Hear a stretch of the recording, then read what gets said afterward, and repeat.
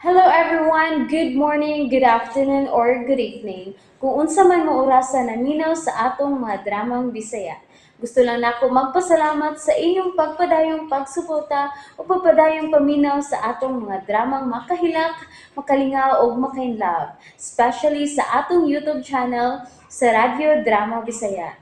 And if wa pa mo nakasubscribe sa atong YouTube channel, subscribe na and hit the notification bell aron ma-notify mo sa mga bag-o natong uploads. And now, mapaminaw na ninyo ang maong sumpay sa atong drama. Exorcista. Gusto siya, Teddy Bino. Doon na to chatting nguha ni Cheryl. Basi nagtuo siya nga nanguyab ko kang Cheryl. Onya, Father. Wa kay plano? Basan pa di ay og napay hope, di ba? Doris, Ayaw gani og pag-ingon ana ha. Di na maayo.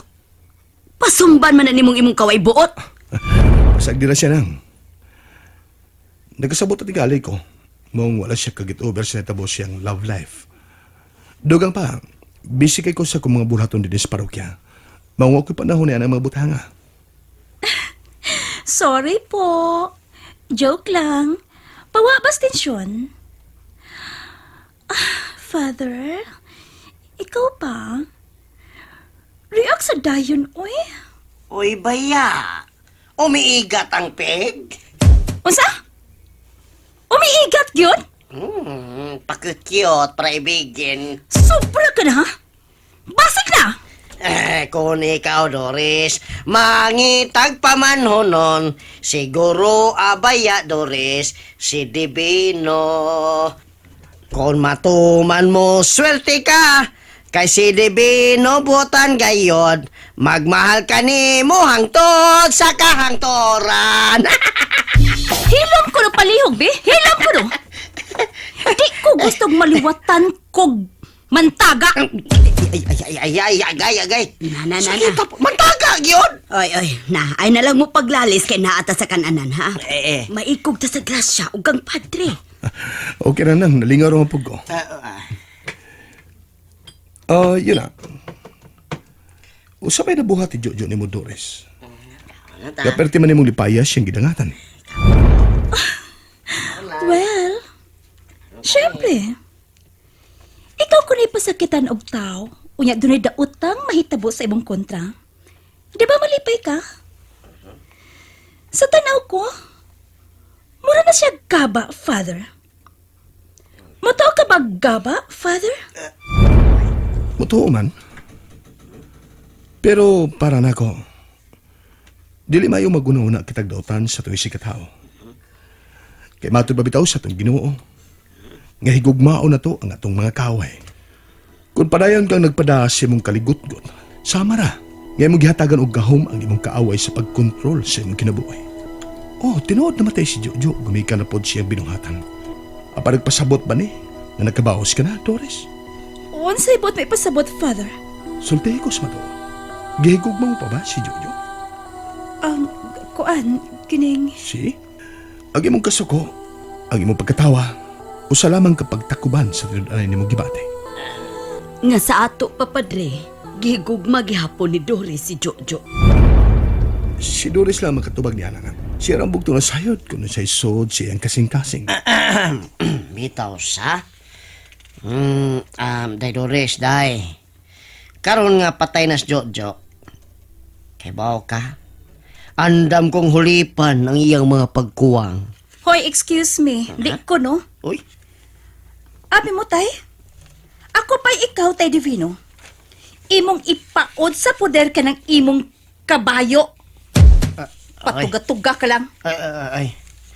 Bangas ka. Naunsa naman ni Oy. Alala. Dangin na ninyo inyong istoryahan nila eh. Ato ni tiwas na itong gikaon kay mulakaw pa ko. Mas maayo pa padre.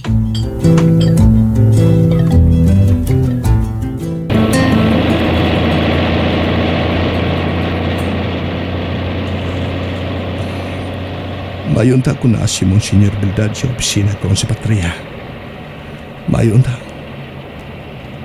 Aron singon ako sa mga pangutana kalabot ni Franco Castillo.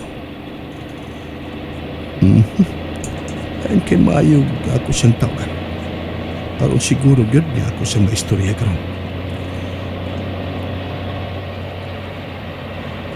The number you have dialed is either unattended or out of coverage area. Out of coverage Please try area man. again. Base nag-charge si Monsignor. Ako na siya doon sa opisina sa Chancery. Nagabot ako ron dito. Ako na siyang tiksan na paingon ko dito. Aron ko iya kining mabasahan, masayod siyang dahan. Uy, na may nag-text sa akong cellphone. Ako tanawon. Si Cheryl Manday. Nagpahibaw nga arang-arang na ang pamati na ima. May numpod. If ever mahuman ko sa kong tuyo ngadto kang Monsignor Bildad, agos lang doon sa ospital. O sa ingon, may bawa po sila sa mga kalambuan. Pastilan ning silpon nga karaan. Mura maniog ako. Usa ka okay. As in, ulitawng karaan. Ay, dali ra kayong malubat. Kapoy kayong sigig charge. Oh, dunay ni text. Ay kung basahon, be. Uy, gikan maning Father Amaro. Oh, basahon ko. Ako unang kuhaon ang akong kibido. Pastilan, sign of aging na yun. Kay lisod na kayong ibasa kung way antiyohos.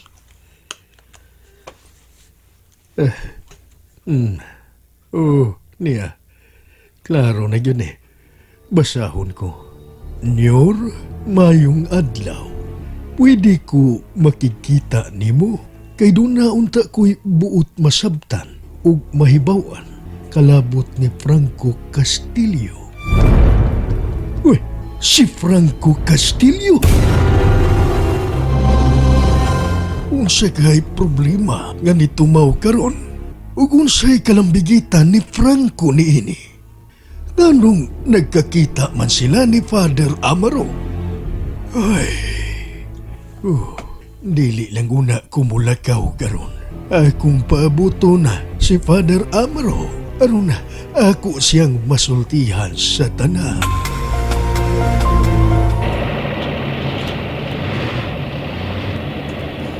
I'll be happy to kumabot sa terminal. Oh, ano ko siya. Mayong tao si Monsignor Bildad ang ni-text na kuroda. Ako tanaw. Si Monsignor Gide, ako basaw. Magpaabot lang kumino sa may Chancery office. Sorry, wala yung reply kina-charge ko.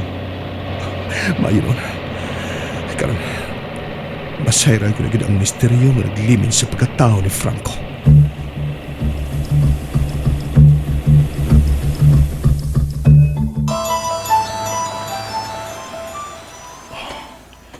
Apit na si Father Amaro mabot. Unsa ka ang iyang buot masayran? May tungod kang Franco.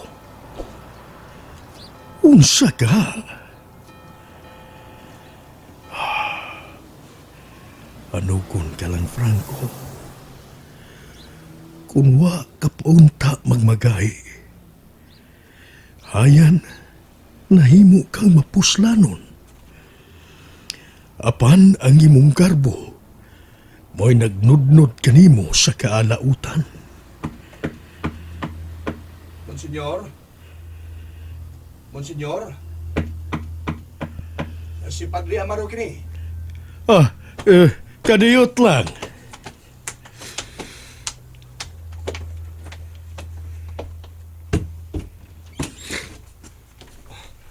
Pamin ako niyo ra. May hapon ka ni mo, Monsignor. Mayong hapon usap. Sige, lingkod na. Salamat, Yora.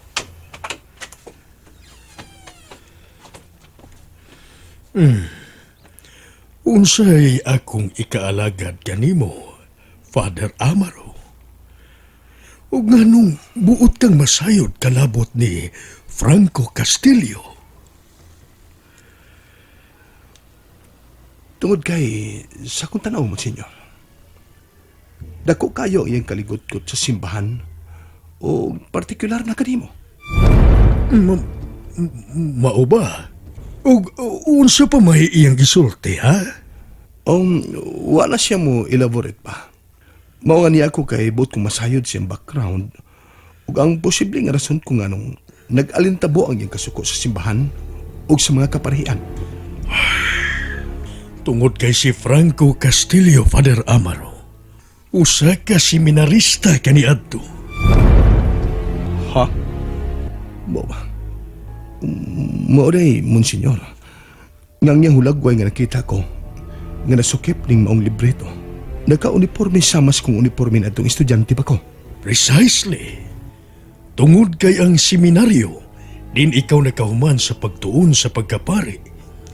Ang samang seminaryo nga gitunghaan kaniadto ni Franco ug usa ako sa iyang mga formators.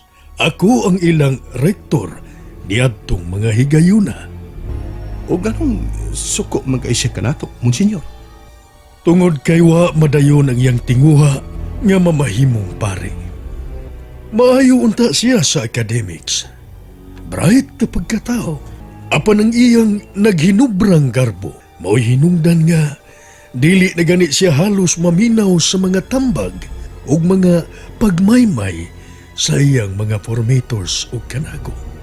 Hangtod nga nakahukom na lang yun mi nga amo siyang i-expelled.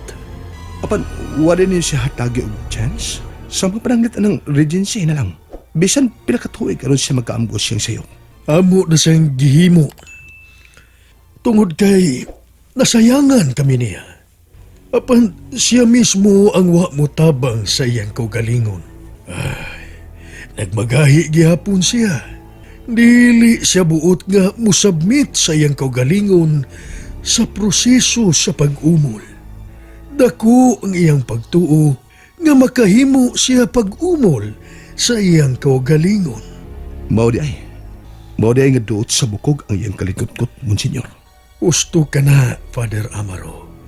Uguman sa iyang expulsion sa seminaryo, nahanaw si Franco. Ug sukad ni adto, wa na ko'y balita nga nadungog mahitungod kaniya. Buot unta na kong mo reach out kaniya, aron siya matabangan ug magiyahan. Apan, wa na ko'y mahimo pa, Father Amaro. Kibuhat ko ng tanan. Tingali, doon na pod ko'y sayop. Kay tingali wa ko siya mahatagi og igong panahon nga makapadayag sa iyang gibati ug hunahuna. Mao tingali nga dako ang iyang kaligot-got kanako ug ang sakit pagyud niini.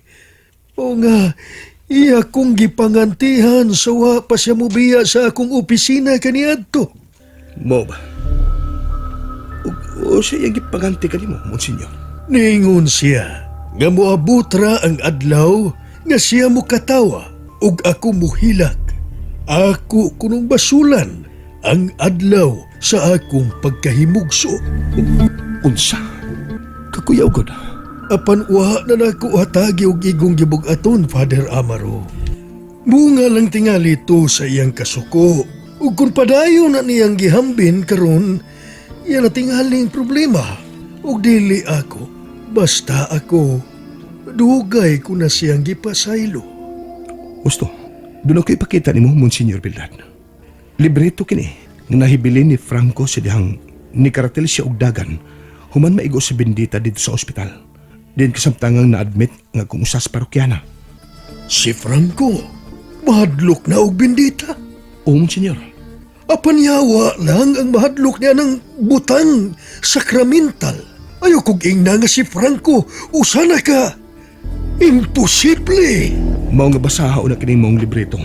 O tanawa ang nakasuhat din Monsignor. Akong tanahon.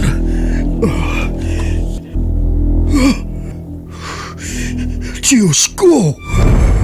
Monsenyor, nganong nakulatan ka? Kaya nga, usay bu't ipasabot sa mga detalye nga naa sa maong libreto. Unsa, Monsenyor, sultihay ko. And that's it, everyone. Thank you for listening for today's episode. And don't forget to subscribe and hit the notification bell. Kita-kits sa sunod na episode. Bye-bye!